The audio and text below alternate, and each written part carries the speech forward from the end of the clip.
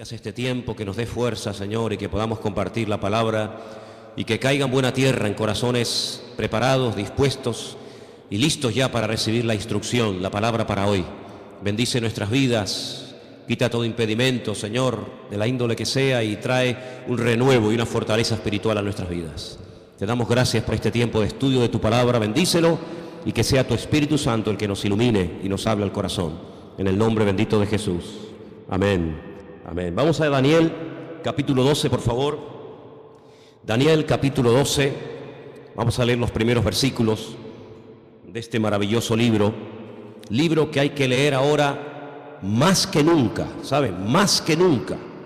Hay que leer las profecías, las visiones que tuvo este hombre. Hay dos personas en el Antiguo Testamento que recibieron revelación sobre los últimos tiempos. Solamente dos. Muchos profetas recibieron revelación para su época o para tiempos cercanos a su época. Pero hay dos profetas que especialmente destacan, dos hombres que especialmente destacan por encima de los demás. Uno es el profeta Daniel. Dice la Biblia que muchas de las cosas que él recibió y muchas de las cosas que él dejó escritas en su libro, él no las entendía. Él por fe las escribía y ahí las dejaba, y el Señor le decía: esto es para el fin de los tiempos, para los últimos días. Y otro hombre que dice literalmente en Génesis 49:1, no lo vamos a leer, pero si lo quieren, recuérdenlo. Génesis 19:1, un hombre que antes de morir llama a todos sus hijos, me refiero al patriarca Jacob, y les dice: acercaos, que os voy a declarar lo que va a pasar en los últimos tiempos. Y esa palabra, los últimos tiempos, aparece también con las mismas palabras en el libro de Daniel. Curiosamente, en esa especie de despedida del patriarca Abraham de sus 12 hijos y también de sus nietos, Manasés y Efraín, no les dijo todo lo que probablemente él había recibido, sino que el Señor, como que a pesar de la revelación que este hombre tenía, no contó todo lo que él sabía. Pero en Daniel tenemos muchísima información acerca de estos tiempos en los cuales nos ha tocado vivir. Y a partir del versículo 1 vamos a comenzar a leer, y dice así la palabra del Señor. ¿Lo tienen, hermanos? Daniel 12:1. Realmente, para entender el capítulo 12 hay que comenzar a leer desde el 10. Son capítulos muy largos, muy profundos, y por cuestiones de tiempo no lo vamos a leer hoy. Pero yo les pediría a ustedes que hoy o a lo largo de esta semana lean tranquilamente los capítulos 10, 11 y 12 del libro de Daniel, para que veáis qué información tan tremenda el Señor nos está dando a través de este hombre. En aquel tiempo se levantará Miguel, el gran príncipe, que está de parte de los hijos de tu pueblo. Será tiempo de angustia, cual nunca fue desde que hubo gente hasta entonces. Pero en aquel tiempo será libertado tu pueblo y todos los que se hallen escritos en el libro.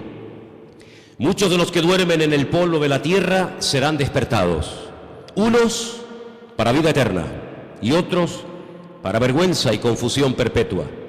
Los entendidos resplandecerán como el resplandor del firmamento, y los que enseñan la justicia a la multitud como las estrellas a perpetua eternidad. Pero tú, Daniel, cierra las palabras y sella el libro hasta el tiempo del fin. Muchos correrán de aquí para allá, y la ciencia se aumentará. Y yo, Daniel, miré, y aquí otros dos que estaban en pie, el uno a este lado del río y el otro al otro lado del río. Y me dijo uno de los varones que estaba vestido de lino, que estaba sobre las aguas del río: ¿cuándo será el fin de estas maravillas? Y oí al varón vestido de lino que estaba sobre las aguas del río, el cual alzó su diestra y su siniestra al cielo, y juró por el que vive por los siglos, que será por tiempo, tiempos y la mitad de un tiempo. Y cuando se acabe la dispersión del poder del pueblo santo, todas estas cosas serán cumplidas. Y yo oí, mas no entendí. Y dije: Señor mío, ¿cuál será el fin de estas cosas? Él respondió: anda, Daniel, pues estas palabras están cerradas y selladas hasta el tiempo del fin. Muchos serán limpios y emblanquecidos y purificados. Los impíos procederán impíamente, y ninguno de los impíos entenderá, pero los entendidos comprenderán. Y desde el tiempo que se ha quitado el continuo sacrificio hasta la abominación desoladora, habrá 1290 días. Bienaventurado el que espere y llegue a 1335 días. Y tú irás hasta el fin y reposarás y te levantarás para recibir tu heredad al fin de los días. ¿Cuántos dicen amén? No es un libro fácil, ¿saben? Es un libro que además hay partes, no todo, estos capítulos no, gracias a Dios, pero hay otros capítulos que están escritos en arameo. Y aunque se escriben las letras igual, las palabras significan cosas diferentes. Por lo tanto, esos capítulos, yo particularmente en arameo sí los puedo leer, pero no los entiendo porque no hablo arameo. Pero estos capítulos 10, 11 y 12 están escritos en hebreo y son muy interesantes porque hay expresiones, hay hebraísmos, hay palabras que tienen una profundidad, un sentido mucho más profundo que lo que a priori se puede entender, se puede ver, ¿no? ¿Por dónde empezamos? Bueno, hermanos, solamente decirles algo. ¿Os dais cuenta cómo está el mundo? En cuestión de días, en cuestión de semanas, el panorama mundial ha cambiado completamente. Profecías que hacían cientos, por no decir miles de años, que han estado ahí como dormidas, están surgiendo las circunstancias, se están dando las situaciones para que así, en un abrir y cerrar de ojos, en cualquier momento, puede iniciar una situación de tal magnitud que ya no hay marcha atrás. De hecho, yo me atrevería a decir esta tarde que estamos en este momento en una situación en la que ya no hay marcha atrás. Naciones que antaño se pelearon, ahora se han unido porque tienen un enemigo en común, y los medios de comunicación ayudan y al mismo tiempo no ayudan. Ayudan porque te dan información del movimiento de tropas, de soldados, situaciones de países, lugares donde hay guerras, muertes, etcétera. Y en cierto sentido, pues gracias a la televisión, a la radio, a la prensa, a internet, pues te enteras de cosas que están ocurriendo a centenares o a miles de kilómetros y estás al día. Pero por otra parte, ellos cuentan su versión. Ellos te cuentan lo que ellos entienden que está ocurriendo. Pero sin embargo, el creyente tiene que tener la sabiduría y la comprensión espiritual para ver mucho más allá y leer e interpretar correctamente lo que está ocurriendo. Hay una profecía que lleva miles de años, vamos a decir entre comillas, dormida, y tiene que ver con la ciudad de Damasco, capital de Siria. Dos profetas, el profeta Isaías y el profeta Jeremías, profetizaron con muchísimo tiempo de antelación que esta capital sería atacada y quedaría prácticamente en ruinas, y no quedaría prácticamente recuerdo de ella. No vamos a leer todos los versículos que tengo, porque si les digo la verdad, tengo tanto material sobre todo esto que podríamos estar aquí una semana entera sin salir, se lo puedo asegurar. Pero para los que estén tomando nota, y como además esto queda grabado, después ustedes pueden ir a su casa y volver a escuchar el mensaje. Isaías 17:1, Jeremías 49:23, en esa porción está la profecía que va dirigida específicamente a la ciudad de Damasco. La destrucción de esta ciudad, una de las ciudades más antiguas del mundo, junto con, por ejemplo, Jericó, y también con la ciudad de Jerusalén y otras. De toda la vida se ha creído que en algún momento Israel atacaría Damasco y la destruiría. De hecho, ha estado en varias ocasiones a punto de destruir Damasco. Pero no ha sido así. Son los mismos sirios, peleándose unos contra otros, todos contra todos, los que están destruyendo un país que antaño fue un lugar donde miles y miles de cristianos vivían. Un lugar donde dice la Biblia que el apóstol Pablo se dirigía para perseguir a los cristianos, porque aquello era un reducto, un lugar donde los cristianos se refugiaban. Y dice que mientras iba camino hacia Damasco, la Escritura dice que el Señor le salió en el camino y se le reveló como el camino, la verdad y la vida, como el Mesías. Y fue camino a Damasco que el apóstol Pablo llegó a conocer el Evangelio y al verdadero Mesías. Y fue en la ciudad de Damasco donde fue bautizado. Y fue en la ciudad de Damasco donde lo visitó un hermano, un discípulo llamado Ananías, que dice que oró por él y se le cayeron como escamas de los ojos y pudo entender. Y allí recibe una palabra que marcó su vida. Allí recibe una palabra profética y le dice: mira, el Señor se te ha aparecido en el camino, se te ha revelado, te está liberando. Ahí yo en estos días he estado hablando acerca de varios tipos de ataduras: ataduras espirituales, ataduras físicas, ataduras mentales. El Señor dice: yo te he desatado, yo te rompo toda ligadura de prejuicios, de cultura, de religión, de rechazo a otras naciones, y te libero de tu pueblo y te envío lejos a los gentiles, para que le abras los ojos y para que entiendan lo que tú ya has entendido. Pero también le profetiza los sufrimientos y las torturas y el camino arduo por donde tendrá que pasar hasta llegar a la meta, hasta llegar a la presencia del Señor, ¿verdad? Y estamos viendo cómo en Siria ya sinceramente todas las cifras se quedan cortas, porque ¿quién realmente sabe cuánta gente ha muerto, cuántos están muriendo, cuántos van a terminar de morir en el país de Siria, un país que está en el norte de Israel, que lo separa, digamos, esa frontera natural llamada los Altos del Golán, esa especie de balcón donde allí se encuentra el famoso Monte Hermón, ¿verdad?, del cual habla el Salmo 133, ¿verdad? Mirad cuán bueno y cuán delicioso es los hermanos juntos en armonía, y ahí habla de ese hermoso monte. Bueno, pues en ese país están peleando, como dije, todos contra todos. Ahora, para entender un poco lo que está ocurriendo, hay una serie de palabras que prácticamente a diario se escuchan en la televisión y muchas veces la gente no sabe de lo que se está hablando. El mundo del Islam está dividido fundamentalmente en dos grandes fracciones. Hay algunos grupitos de los cuales no vamos a hablar, pero el mundo del Islam está dividido en dos grandes partes. Casi con más de un 80% están los suníes y con un 13% están los chiíes. Y de esto oímos hablar mucho a diario, ¿verdad? Los suníes, los chiíes. Y aunque hay países donde están todos juntos, pero hay después otros países que son mayoría suníes o mayoría chiíes. Por ejemplo, los países donde son mayoría los suníes, con más del 80%, es Arabia Saudita, donde se encuentra la Meca, Kuwait, los Emiratos Árabes, Jordania, Egipto, Pakistán, Afganistán, Yemen y otros más. Los países con mayoría chií: Irán, Persia, como lo llama la Biblia a la cabeza, parte de Irán, Líbano. Decir Siria, pues es un poco complicado, porque en Siria están ahí todos contra todos. Azerbaiyán, Bahrein.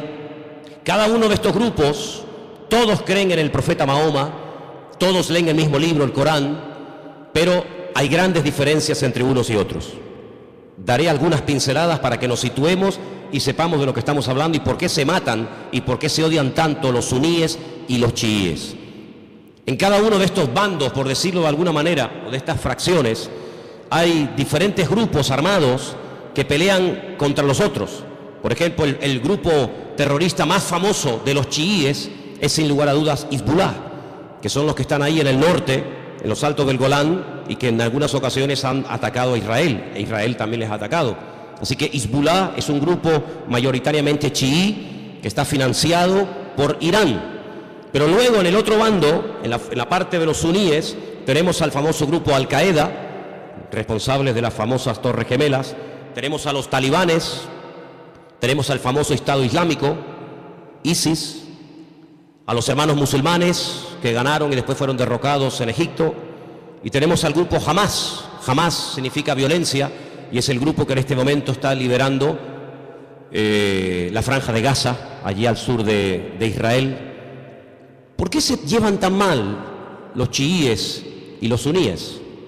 A la muerte del profeta Mahoma, su yerno, que a la vez era su primo, llamado Alí, fue el que ocupó el lugar del profeta Mahoma. Sin embargo, en el grupo de los suníes, su suegro, que fue el que recopiló todas las cosas acerca del Corán, que era de la misma tribu que Mahoma, Abu Bakr, era el que tomó el liderazgo del Islam. La palabra suníe viene de la palabra árabe suma, que significa código de conducta. Ellos creen en los ulemas, que son los doctores, los teólogos del Corán, y son los únicos que pueden, digamos, interpretar lo que dice el Corán, los textos del Corán. Por otro lado, los chiíes tienen a los famosos ayatolás, y ellos lo que hacen es que unen la política y la religión, y hay ahí una lucha, porque los suníes dicen que entre Alá y el hombre no puede haber ningún tipo de intermediarios, no se puede adorar a nadie más que a Alá, ¿sí? Pero sin embargo los chiíes, aunque también adoran a Alá y creen en el Corán, y van a la Meca en peregrinación. De hecho, sabéis, la última peregrinación ha sido, como todos los años, catastrófica. Han muerto casi 800 chiíes, la mayoría de ellos procedentes de Irán y de otros países chiitas. Pues ellos además en sus mezquitas tienen fotografías de sus mártires, entre comillas, de sus santos, y en cierto sentido como casi que los veneran. Así que estos dos bandos están enfrentados los unos contra los otros. Y allí en Siria, por ejemplo, están peleando los chiíes contra los suníes contra los chiíes. Unos son apoyados por unos países, otros son apoyados por otros países. Pero curiosamente nada de lo que ocurre en el mundo ocurre por casualidad. Todo tiene una razón de ser. Los hombres no pueden ir de un lugar a otro si Dios no lo permite. Las naciones no pueden dejar sus territorios y abarcar o conquistar otros territorios si Dios no lo permite. Todos los cambios que está habiendo en la geografía, en la política, en la economía, no es producto de la casualidad ni de la locura de cuatro locos, sino que todo esto es el movimiento que Dios permite que se lleve a cabo para el cumplimiento de las profecías, tanto de Daniel como de Ezequiel y otros grandes varones de Dios, que pronosticaron con cientos y con miles de años de antelación todo lo que iba a ocurrir. Curiosamente, Irán, que no son árabes, no confundan, los iraníes no son árabes, son persas, es el segundo animal, la segunda parte de la figura que vio Daniel en aquel sueño. Pues dice que ya se han unido con el gran enemigo del norte, que es Rusia, y ya han comenzado a atacar a los enemigos del presidente de Siria, y ya dentro de pocos días comenzará una invasión por tierra, y ya están allí miles y miles de soldados rusos armados hasta los dientes, ya están atacando posiciones del famoso Estado Islámico y otros también que no tienen nada que ver con el Estado Islámico. Y mira tú por dónde dos países, uno tremendamente religioso como es Irán y uno tremendamente ateo como supuestamente se cree que son los rusos, pues resulta que se han unido porque dice que van a ayudar. Fíjate qué bondadosos y qué maravilla. Van a ayudar a un país que está lejos de sus fronteras, pero que tienen que ir a echarle una mano porque si no va a ser destruido. Solamente hay 5 ciudades de Siria que en este momento están bajo el dominio del presidente Bashar. El resto del país está prácticamente destruido o tomado por otras fracciones. Y mira tú por dónde.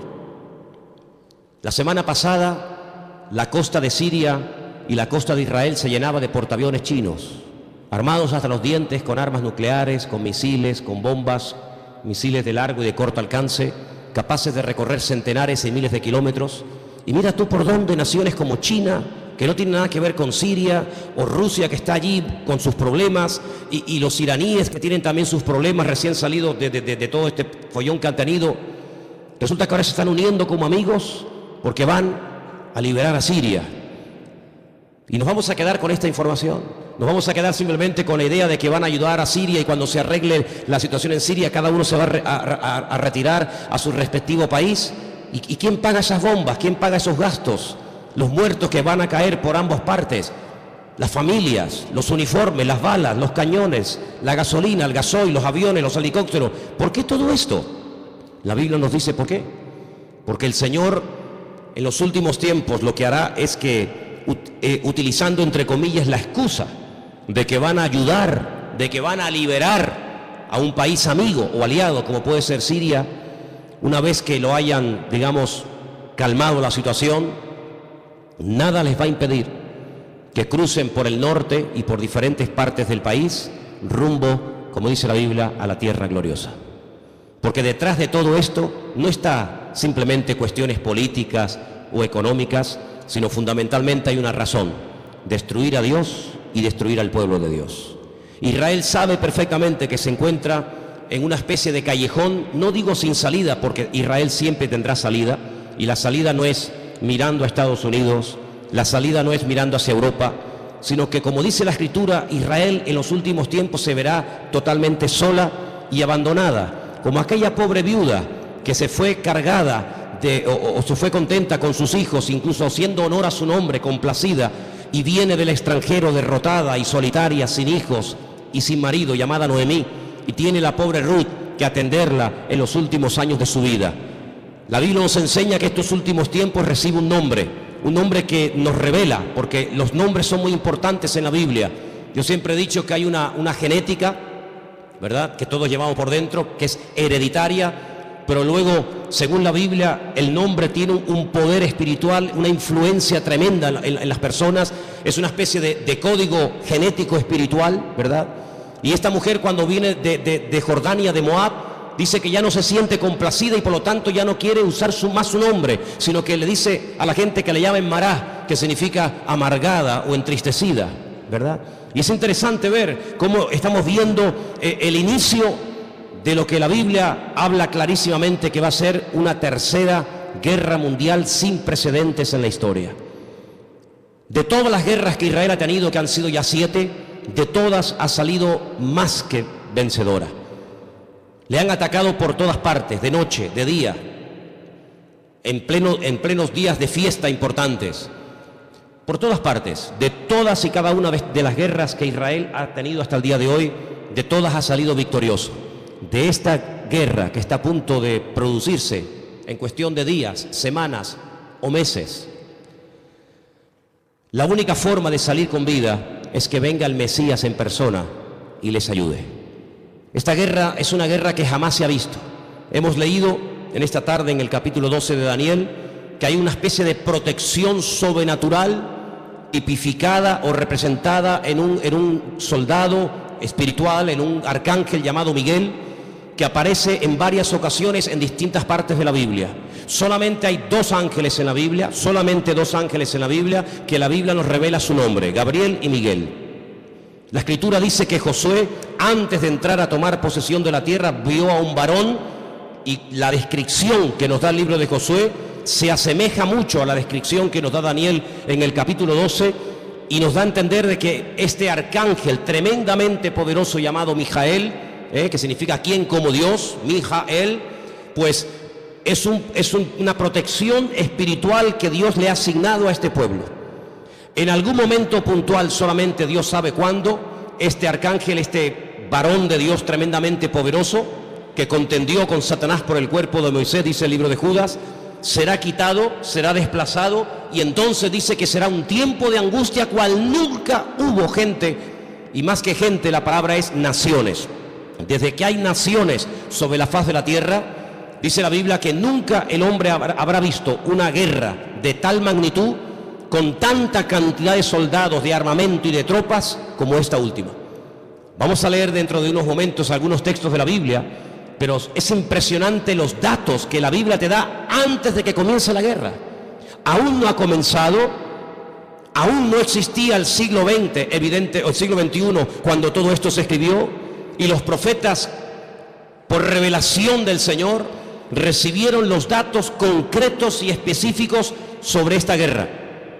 Por ejemplo, nos dice que llegarán a intervenir más de 200 millones de soldados. Jamás ha habido ninguna guerra con tantos millones de soldados. 200 millones de soldados. Esta guerra se describe de una forma tremenda, con unos detalles que te quedas con la boca abierta, en 3 capítulos de la Biblia. Creo que sois capaces de recordar estas cifras: Ezequiel 38 y 39 y Zacarías capítulo 14. Ahí tenéis toda la información acerca de esta tremenda batalla que empezará por el norte, capitaneada y dirigida nada más y nada menos que por Rusia. En el capítulo 38 del libro de Ezequiel nos dice algunas cosas muy interesantes sobre este tiempo final, y voy a leer algunos versículos para que veáis qué importancia le da el Señor a que el pueblo de Dios no esté en la ignorancia. Hay gente que está muy distraída, muy sumergida en sus problemas, muy metidos en sus cuestiones, y se olvidan de que el Señor en su palabra nos dice que tenemos que levantar la vista y darnos cuenta de que nuestra redención está cercana. Ezequiel 38 dice, versículo 1, vino palabra del Señor diciendo, hijo de hombre, pon tu rostro contra Gog. Gog es el nombre, digamos, simbólico, no es que se llame así, de una región que la Biblia lo llama Magog, que está en todo lo que sería todo el territorio que ocupa Rusia actualmente. Y fijaros que hay dos nombres de hombres, solamente dos hombres de hombres, que curiosamente tanto en español como en hebreo empiezan y terminan con la misma letra. Uno es el nombre David. David empieza con una letra llamada Dalet y termina con otra letra llamada Dalet. Y esto nos habla acerca de que David era un hombre que cuando lo conocías así era. No es que lo vas conociendo y es completamente diferente. Es un hombre que no tiene dos caras, no tiene dos personalidades, no tiene doblez en su carácter. David era así. Por eso esa letra que empieza y esa letra que termina es la misma, como diciendo que David es un hombre que es lo que ves, no hay más. Curiosamente, en un acto de imitación sin precedentes en la historia, a este líder político se le pone un nombre simbólico cuya letra empieza por la G o la Gimel en hebreo y con la misma letra termina la G o la Gimel, God, como diciendo que lo que ves es lo que hay. En David era lo positivo. Si ves que es un hombre espiritual, es que es espiritual. Si ves que es un hombre valiente, es que es valiente. No es que dé impresión de valiente y luego es un cobarde. No es que es un hombre aparentemente espiritual y luego es un carnal. No, no. Bueno, pues en God, en este personaje que nosotros lo conocemos más famoso como el nombre del famoso anticristo, si tú lo ves así, así es como es malo, es apoyado por el diablo, etcétera, etcétera. Y dice aquí, así ha dicho el Señor, he aquí yo estoy contra ti, oh God, príncipe soberano de Mesec y Tubal. Estos son hijos de Noé. Te quebrantaré, pondré garfios en tus quijadas y te sacaré a ti y a todo tu ejército, caballos, jinetes, en todo equipados, gran multitud de paveses, escudos, teniendo todos ellos espada. Y ahora menciona una coalición, no están todos nombrados, una pequeña coalición de naciones que se van a unir, y menciona Persia, y ya hemos dicho que Persia, ¿quién es? Ok, es Irán. Cus, tenemos Etiopía, tenemos Libia, con otros nombres, todos ellos con escudo, con yelmo, Gomer, sus tropas, la casa de Togarma, los confines del norte, sus tropas. Prepárate, apercíbete tú y toda tu multitud que se ha reunido a ti, y sé tú su guardia. Pero si leemos un poquito más adelante, versículo 15, vendrás de tu lugar de las regiones del norte, y tú y muchos pueblos contigo. Fíjate, todos ellos a caballo, gran multitud, poderoso ejército. Subirás contra mi pueblo Israel. Sí, es inevitable que este hombre ataque a Israel, es inevitable. Bueno, pero es que van a ir a Siria. La noticia no dice nada de Israel. Las noticias no, pero la Biblia sí. Y las noticias no pueden saber la información que tú y yo tenemos en esta tarde. Mañana Telecinco no puede decir, le presentarían una denuncia, dirían, esta gente está loca. Mañana no vamos a ver en Telecinco, en Antena 3, que Rusia pretende apoderarse de los altos del Golán con la intención de atacar Israel. Pues ustedes están locos. No. Las noticias no te lo van a decir, te lo estoy diciendo yo, te lo está diciendo el Señor a través de mi boca. Subirás contra mi pueblo Israel como nublado para cubrir la tierra y será al cabo de los días, al final de los tiempos, en estos tiempos. ¿Y qué dice aquí? Y te traeré sobre mi tierra. No es que a Putin se le ocurre la genial idea de decir, bueno, vamos a Siria y ya que estamos a un tiro de piedra, saltamos los altos del Golán y desde los altos del Golán vemos todo Israel abajo y la machacamos. Total, que son 300 kilómetros de largo para un imperio, para una potencia militar como Rusia, que con una bomba hace así y borra de la faz de la tierra a 10 millones de personas, porque eso es lo que puede tener Israel en este momento, si es que llega ahora mismo a 10 millones de personas viviendo allí. ¿Qué puede impedir? Pero no es él el que lo decide, es Dios el que le dice a God, ven a mi tierra, ven. Y entonces dice, para que las naciones me conozcan, cuando sea santificado en ti, oh God, delante de tus ojos. Así dice el Señor, ¿no eres tú aquel de quien hablé yo en tiempos pasados por mis siervos los profetas de Israel, los cuales profetizaron en aquellos tiempos que yo te había de traer sobre ellos? Israel sabe perfectamente que Rusia les va a atacar en cualquier momento. Ya lo hicieron hace poco allí en Ucrania, en el país de nuestro hermano. No se cortan un pelo, no tienen ningún problema, tienen afán de expansión. Quieren recuperar lo perdido e incluso lo que nunca fue de ellos. No atacaron en un momento determinado un país que no tenía nada que ver con Rusia, como fue Afganistán. La Biblia profetiza que Rusia va a atacar en los últimos tiempos a Israel. En aquel tiempo, cuando venga Gog contra la tierra de Israel, dice el Señor, subirá mi ira y mi enojo.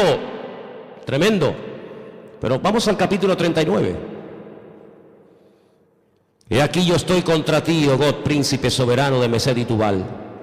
Te quebrantaré y te conduciré y te haré subir de las partes del norte y te traeré sobre los montes de Israel. Otra vez. Te sacaré tu arco de tu mano izquierda y te derribaré tus saetas en tu mano. Sobre los montes de Israel, ahora viene la palabra tremenda. Sí, es verdad, Rusia atacará a Israel, pero sobre los montes de Israel caerás tú y todas tus tropas, y los pueblos que fueron contigo, y aves de rapiña de toda especie, las fieras del campo, te las he dado por comida. Sobre la faz del campo caerás, porque yo he hablado, dice el Señor. Impresionante, ¿eh? Enviaré fuego sobre Magog, sobre los que moran con seguridad en las costas, y sabrán que yo soy el Señor. Y haré notorio mi santo nombre en medio de mi pueblo Israel, y nunca más dejaré profanar mi santo nombre. Y sabrán las naciones que yo soy el Eterno, el Santo de Israel. He aquí viene y se cumplirá, dice el Señor. Este es el día en el cual yo he hablado. Los moradores de la ciudad de Israel saldrán y encenderán y quemarán armas, escudos, paveses, arcos, saetas, dardos de mano y de lanzas, y los quemarán en el fuego por 7 años. Durante 7 años tendrán combustible, tendrán armamento de todo lo que abandonaron estas tropas tremendas. No traerán leña del campo ni cortarán de los árboles, sino quemarán las armas en el fuego y despojarán a sus despojadores y robarán a los que les robaron, dice el Señor. En aquel tiempo, qué tremendo, en aquel tiempo yo daré a Gog lugar para sepultura allí en Israel. Allí va a ser enterrado este personaje que lo llamamos el anticristo, que Ezequiel lo llama Gog. Allí va a ser enterrado, y después le voy a decir cómo el Señor es tan misericordioso que permite que el anticristo o Gog, ¿por qué el Señor permite a un personaje tan ruin y tan malo que sea enterrado en Israel y no despedazado, comido por las fieras? Vais a ver qué misericordioso es el Señor. En aquel tiempo yo daré a Gog lugar para sepultura allí en Israel, en el valle de los que pasan al oriente del mar, obstruirá el paso a los transeúntes, pues allí enterrarán a Gog y a toda su multitud, y lo llamarán el valle de Hamón Gog, que significa la multitud de Gog. La casa de Israel los estará enterrando por 7 meses. ¡Qué matanza, hermanos! 7 meses enterrando cadáveres. Impresionante, ¿eh? Versículo 13.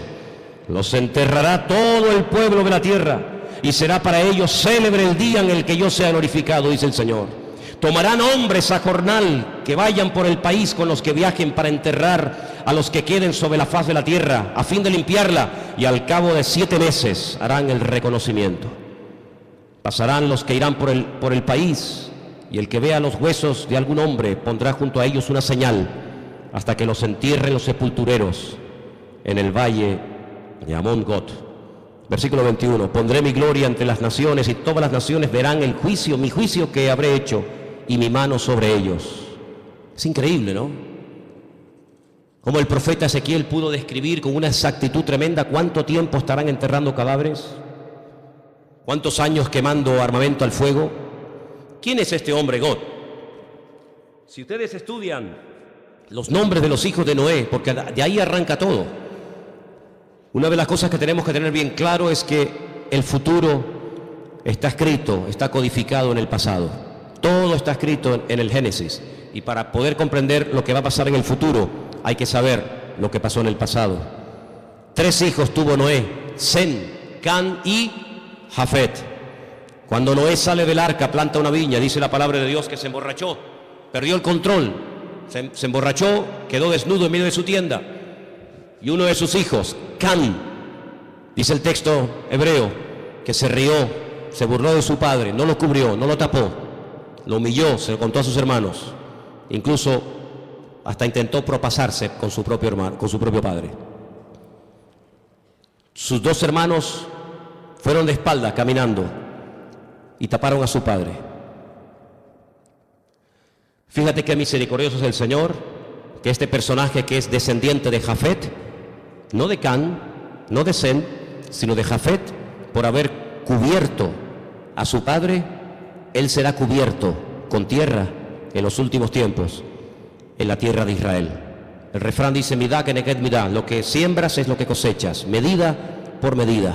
¿Por qué esperó el pueblo de Israel por María? Al fin y al cabo era una, el resto era tanta gente, 2 millones de personas. ¿Por qué esperó todo el pueblo por María?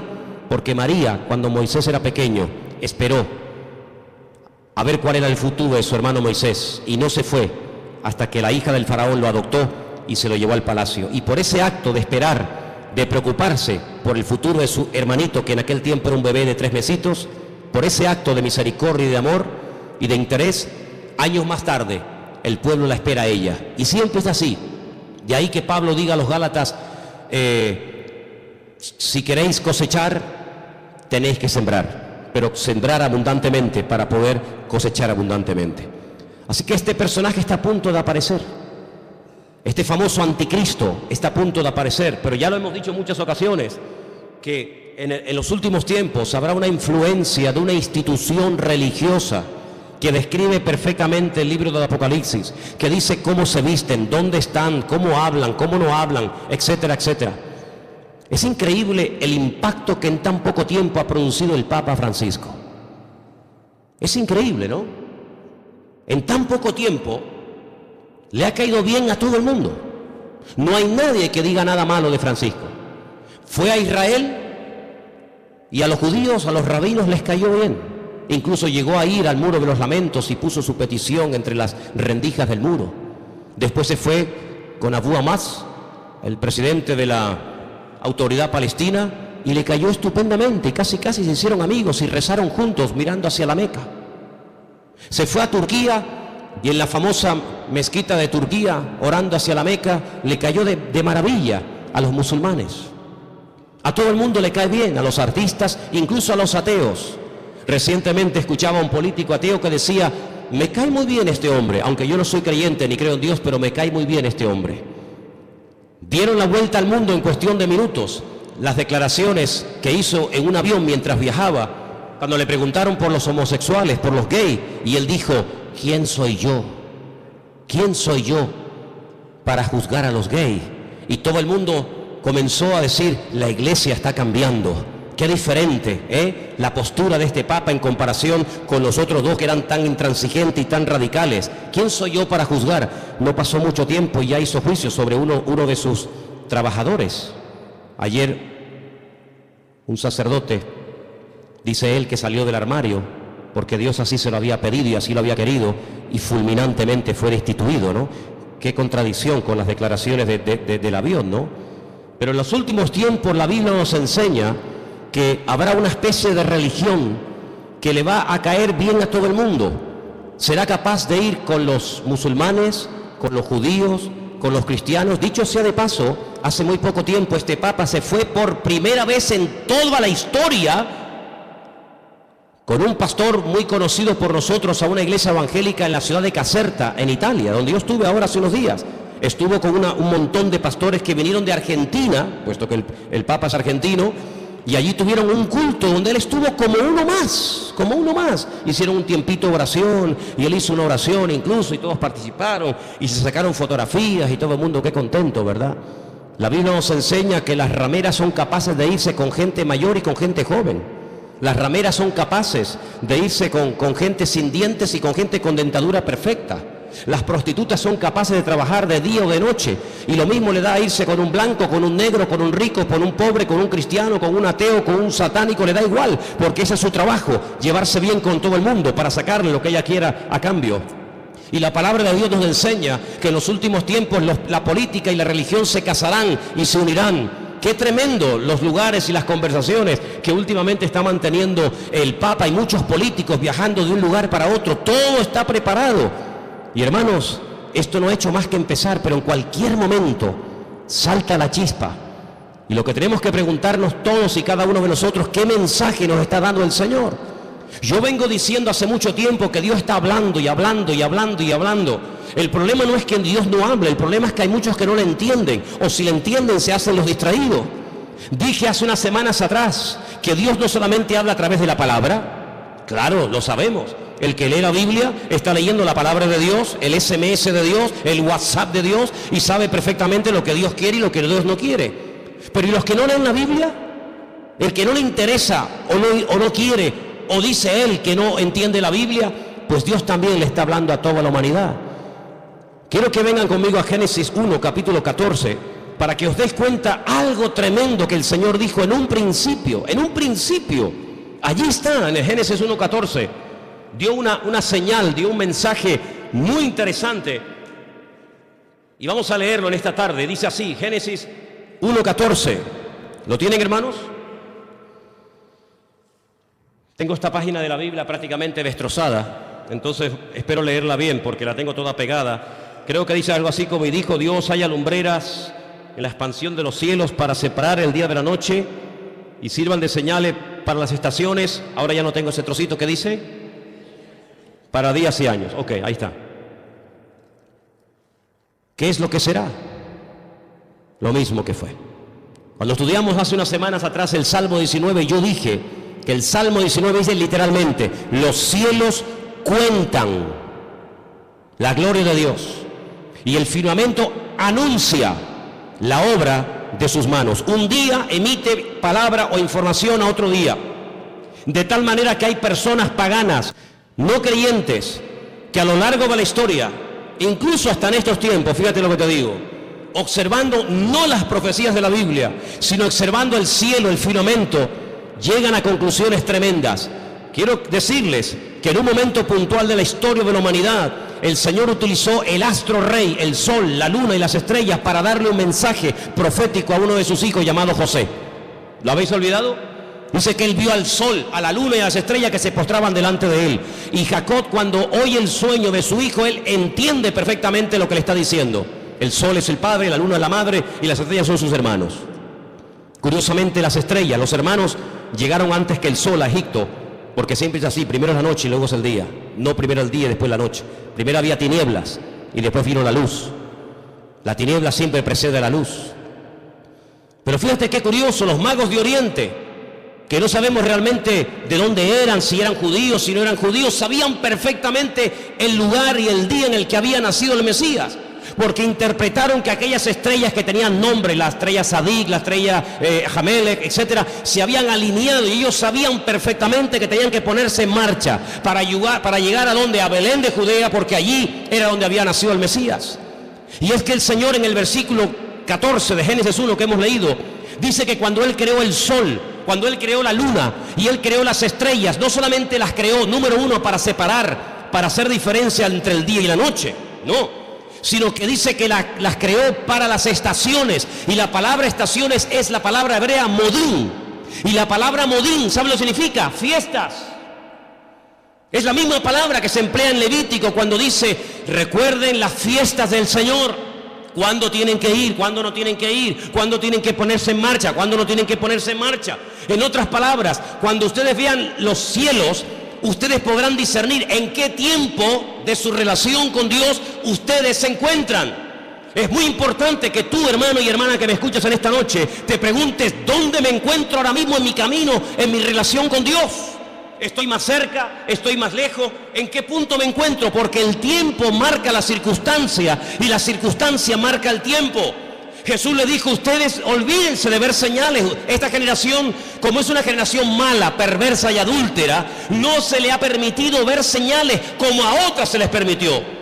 Ustedes solamente podrán ver una señal, solamente una, y la van a ver, y se llama la señal del profeta Jonás. ¿En qué consistía? Bueno, le está diciendo: así como Jonás estuvo en el vientre del pez 3 días y 3 noches, así estaré yo, el Hijo del Hombre, en el vientre de la tierra 3 días y 3 noches. Esa señal era la señal de la generación de Jesús.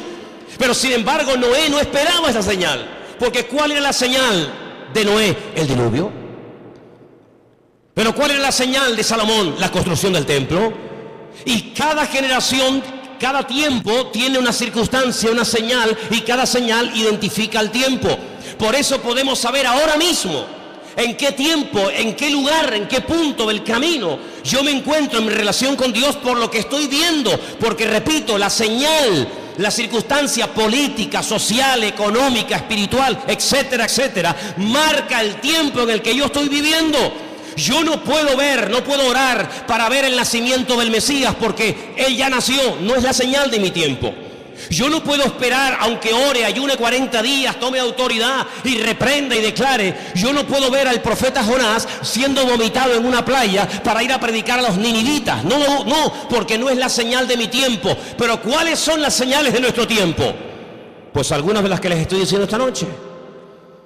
Como Rusia, Persia, las naciones árabes, Europa y el mundo entero le darán la espalda a Israel. Y ustedes dicen, pero ¿cómo es posible que todos? Es que no hay ni uno. No hay ni uno que apoye a Israel. Dice, bueno, los americanos, ya no es como antes. Ya no es como antes. Israel se verá más sola que la una. Y solamente podrá mirar en una sola dirección, hacia arriba. Al Señor tu Dios adorarás y a Él solo servirás. Era como la señal profética en el arca de Noé. El arca de Noé no eran balcones como estos cruceros hermosos que abres la ventana de tu habitación y sales a una terraza. No, el arca de Noé no tenía ventana, no tenía ojo de buey, tenía una sola ventana arriba. No podían mirar a derecha, izquierda, adelante o detrás, no. El arca de Noé no tenía timón, porque no había que dirigirla a ninguna parte, Dios la dirigía. Y si querías mirar a algo, a una dirección, si era de día o de noche, arriba, nada más que arriba. Y eso es lo que el Señor quiere que nosotros hagamos, que solamente mires arriba. ¿Y quién está arriba? El Señor, Dios Todopoderoso, nuestro Señor, Rey de Reyes y Señor de Señores, no solamente a Él. Y por eso, amados hermanos, esta es la señal de nuestro tiempo. ¿Qué pinta Rusia en Siria? ¿Qué pinta Irán? Que el objetivo no es Siria, que el objetivo no es llegar y controlar a ISIS y fulminarlo, que no, que si hubieran querido fulminar a esto ya lo hubieran hecho hace mucho tiempo. Si Rusia, si Estados Unidos quisiera arreglar el problema de Siria, de los yihadistas, ya lo hubieran hecho, no hay problema en eso. No lanzó una bomba Estados Unidos sobre una ciudad japonesa llamada Hiroshima y se cargó a más de 500.000 de personas así. Y no lanzó otra sobre Nagasaki y en cuestión de segundos hizo, la borró de la faz de la tierra. Que el problema no está en que no se pueda contra ellos, sí se puede contra ellos. El tema es que cada pieza tiene que encajar en el puzzle del Señor. Y el Señor ha puesto a esta gente allí. Una cosa increíble que un musulmán dinamite una mezquita o ataque a otro musulmán, es una cosa increíble. Que le prenda fuego a un cuerpo de un hermano musulmán es una cosa inconcebible dentro del Islam, porque el Islam no es eso. Pero con esa excusa las potencias se están uniendo, pero no se dan cuenta de que es el Señor el que les está diciendo, vengan, vengan. Y al final dice que el Señor los llevará a un gran valle, y quiero leer y terminar con esto porque les digo, tengo material para estar aquí un año, pero en Zacarías capítulo 14, y después la última porción la leeremos en Joel, es el Señor el que le dice a las naciones, vengan que yo les voy a juzgar en el valle de la decisión, valle de Josafat. Zacarías capítulo 14, ¿lo tienen, hermanos? ¿Sí? Dice así la palabra del Señor.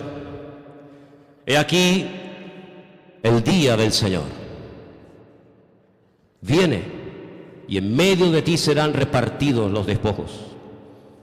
Porque yo reuniré a todas las naciones para combatir contra Jerusalén.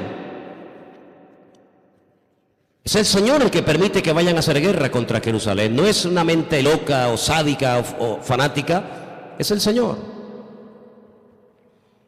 La ciudad será tomada, las casas serán saqueadas y violadas las mujeres. La mitad de la ciudad irá en cautiverio, mas el resto del pueblo no será cortado de la ciudad. Después saldrá el Señor y peleará con aquellas naciones como peleó en el día de la batalla. Se afirmarán sus pies en aquel día sobre el monte de los olivos, que está enfrente de Jerusalén al oriente. Y el monte de los olivos se partirá por en medio hacia la tierra del oriente y hacia el occidente, haciendo un valle muy grande, y la mitad del monte se apartará hacia el norte y la otra mitad hacia el sur. Seguimos un poquito más adelante, versículo 6. Acontecerá que ese día no habrá luz clara ni oscura. Volvemos al Génesis. Será un día el cual es conocido por el Señor, que no será ni de día ni de noche. Eso es lo que no nos entra en la cabeza. Pero sucederá que al caer la tarde habrá luz. Acontecerá también en aquel día que saldrán de Jerusalén aguas vivas, la mitad de ellas hacia el mar oriental y la otra mitad hacia el mar occidental, en verano y en invierno. Y el Señor será el Rey sobre toda la tierra, y en aquel día el Señor será uno, y uno será su nombre. Vamos a ir al versículo 12. Esto nunca ha pasado en ninguna guerra bíblica. Esta será la plaga con la que herirá el Señor a todos los pueblos que pelearon contra Jerusalén. La carne de ellos se corromperá estando ellos sobre sus pies. No es que cuando te pegan un tiro, te meten una puñalada, te duele y te caes poco a poco al suelo. No va a pasar así. Va a ser algo fulminante. La carne de ellos se consumirá estando sobre sus pies. Se consumirán en las cuencas sus ojos, y la lengua se les deshará en la boca. Y acontecerá en aquel día que habrá entre ellos gran pánico, enviado de parte del Señor, y trabará cada uno en su mano a su compañero, y levantará su mano contra la mano de su compañero. Se matarán unos a otros. Algo milagroso. Sigo más adelante, versículo 15. Así también será la plaga de los caballos, de los mulos, de los camellos, de los asnos y de todas las bestias que estuvieren en aquellos campamentos. Todos los que sobrevivieren de las naciones que vinieron contra Jerusalén subirán de año en año para adorar al Rey, al Señor de los ejércitos, y a celebrar la fiesta de los tabernáculos. Y pueden seguir leyendo para que veáis qué cosas tan interesantes se dicen ahí. Aquí predice la Biblia que las armas químicas, bacteriológicas y nucleares se van a usar, hermanos. No te quepa la menor duda. Estando de pie, se desmigajan, desaparecen como si fueran polvo, como si fueran ceniza. Así describe el profeta Zacarías la muerte de la gente en esta batalla, en el valle de Josafat, valle de Megido. Napoleón, cuando llegó a Israel, visitó el valle de Josafat o el valle de Megido y dijo: este valle está preparado para librar una gran batalla. Y efectivamente, en ese lugar, dice el Señor, que es como una olla, como un lagar. El Señor entrará allí en juicio con todas las naciones, 200 millones de soldados, tierra, mar, aire, por todas partes, árabes, europeos, de todas las partes del mundo, peleando por conquistar Israel, por arrasar de la faz de la tierra a este pueblo, por conquistar Jerusalén y por decir: hemos ganado, hemos vencido, hemos humillado al Dios de Jacob, al Dios de Isaac y al Dios de Abraham. ¿Qué les parece? Ya no es una guerra contra hermanos, ya no es una guerra con una familia, ya no es una guerra contra otro país, ya es una guerra contra el mismísimo Dios. Cargarse a Dios, borrar a Dios de la faz de la tierra. Pero hay una señal que está apareciendo en los últimos tiempos, y te la dejo ahí para que medites en ella. Y dice la Biblia literalmente lo siguiente: el sol se convertirá en tinieblas y la luna en sangre antes de que venga el gran día y espantoso del Señor. Qué curioso, ¿no? Hasta Dios hablando a través de los eclipses, a través de las famosas lunas de sangre, que curiosamente tanto el año pasado, 2014, como este año 2015, siempre han aparecido coincidiendo o con Pesaj, la Pascua, o con la fiesta de los tabernáculos. Qué curioso, el año pasado y este año otra vez volvió a aparecer una cuarta luna roja en el día de Pesaj o de Pascua, y recientemente, hace unos días, en la fiesta de los tabernáculos. Dios hablando, porque un día emite palabra, otro día los cielos cuentan la gloria del Señor. Lo que puedo decir con todo esto es que nos queda poco tiempo. La humanidad va a entrar en un callejón sin salida, pero dice la Biblia que tenemos que velar, tenemos que orar, buscar del Señor más que nunca, no perder el tiempo. No dejes que el enemigo te robe la paz, ni dentro de tu casa ni fuera de tu casa. No dejes que el enemigo arrebate la bendición que tanto le costó al Señor ganar en la cruz por ti y por mí. Así que en esta tarde es tiempo de acercarnos al Señor, es tiempo de decirle: Señor, recompón mi vida, restaura. Hay voces por aquí, voces por allá, el mundo se está cayendo a pedazos, la ciencia aumentará, la gente corre de un lado para otro, gente de oriente a occidente, de aquí para allá. Pero todo esto es la señal de que pronto te corre de un lado para otro, gente de oriente a occidente, de aquí para allá. Pero todo esto es la señal de que pronto viene el Señor a buscar a su pueblo. ¿Cuántos dicen amén? Cierra tus ojos, hermano. Cierra tus ojos. Lee tranquilamente hoy en casa Ezequiel 38, Ezequiel 39, el libro de Joel, las cartas de Pablo, el libro de Apocalipsis, el libro de Daniel, y te vas a dar cuenta de que el Señor está hablando por todas partes, para que despertemos del sueño, para que nos demos cuenta de que el tiempo se acorta y que no hay tiempo que perder. Señor, en esta tarde nos vamos a acercar ahora a tu mesa con acción de gracias. Queremos participar con gratitud, reconociendo tu soberanía, reconociendo tu autoridad. Nos ponemos bajo tu cobertura, Señor. Nos ponemos, Señor, en tus manos. Pedimos que bendigas este pan, este vino, símbolos de tu muerte, de tu victoria, de tu resurrección, de tu venida. Y que en esta tarde lo hagamos, como dice la palabra del Señor, dignamente, valorando cada cosa que tú has hecho por nosotros, Padre. Bendice este tiempo y que podamos salir esta tarde de este lugar renovados, bendecidos y fortalecidos. Abre nuestros ojos para que podamos ver todo lo que está ocurriendo, cómo las profecías se están cumpliendo de una forma tremenda. En el nombre bendito de Jesús. Amén. Amén.